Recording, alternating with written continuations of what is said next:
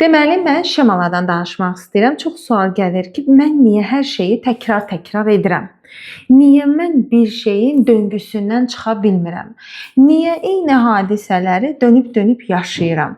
Partnyorumla, dostlarımla, sevgilimlə və s. Baxın, hətta evladlarımızla belə eyni situasiyaları dönüb-dönüb yaşayırıq.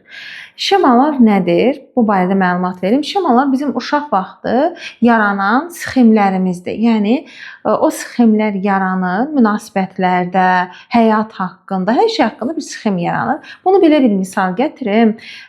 Deyək ki, biz uşaq vaxtı öyrənirik atı. Yəni heyvanları öyrənərkən inəkdir, eşəkdir, itdir, pişikdir. Biz bunları öyrənirik, düzdür? Biz öyrəndik ki, bu atdır heyvanlar içərisində və atı artıq harda görsək, rəsmi, yəni bizim bir dənə atla bağlı bir şemamız var və biz harda atı görsək, o şemaya uyğunlaşdırırıq. Deyirik ki, bu atdır.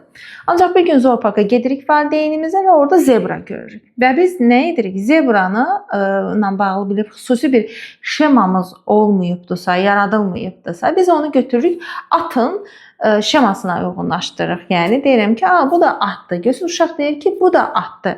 Amma biz ona deyirik ki, yox, bu zebradır. Amma uşaq onu hara qoydu? Gətirib hansı şemasına qoydu, sxeminə qoydu? At sxeminə qoydu. Beləliklə biz oxşar hadisələri ümumiləşdirə bilirik, ağ-qara düşüncələrə gəlib çıxarda bilirik.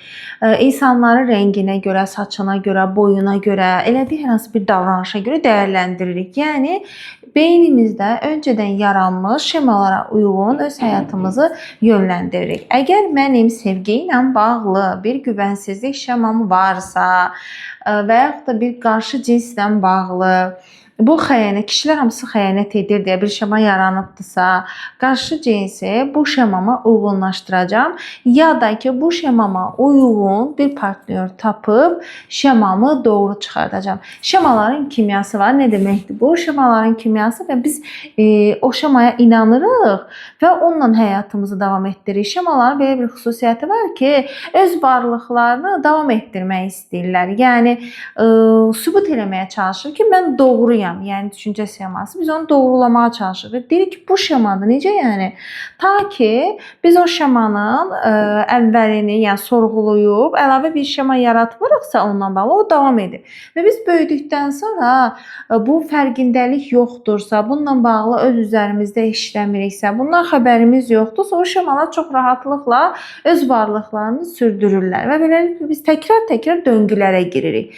Yəni mən harda zebra görəndə zebraya ah deyib, təbii ki, bu mənim həyatımda bir problem olmasa da, siz bunu nümunə üzərindən götürün və mən onunla dəyərləndirirəm və bu mənim həyatımda ciddi bir problem olacaq bir məsələdirsə, mən önəmli nüansların üstündən keçib təkrar-təkrar döngülərə girirəm. Mən əgər dəyərsizlik şemamı ispat eləməyə çalışıramsa, mənim partnyorum mənə söysə də, döysə də, mən deyirəm ki, bu şema zaten məndə var, zaten kişilər belədir. Kişilər narsistdir, kişilər özlərini sevirlər, qadınlara dəyər vermirlər və s. və s. Bunlardan danışıram və nə edirəm? Onu şemama uyğunlaşdırıram. Şemalar həyatlarını davam elətdirməkdən ötürü öz o sxemi sübut eləmə çabası içərisində olurlar və biz fərqində olmadan sevilməmə şemam varsa, əgər mən anam tərəfindən bağım qurularkən, atam tərəfindən bağ qurularkən mən kişinin bir qadını sevəcəyinə inanmıramsa, o zaman nə edirəm? Məni sevməyəcək bir partnyor tapıram və yaxud da ki, məni sevən bir partnyor da olsa, onu sevməyəcək bir səviyyəyə gətirirəm, onu şemama uyğunlaşdırmaya çalışıram, uyğunlaşmasa da ondan ayrılıram. Belə.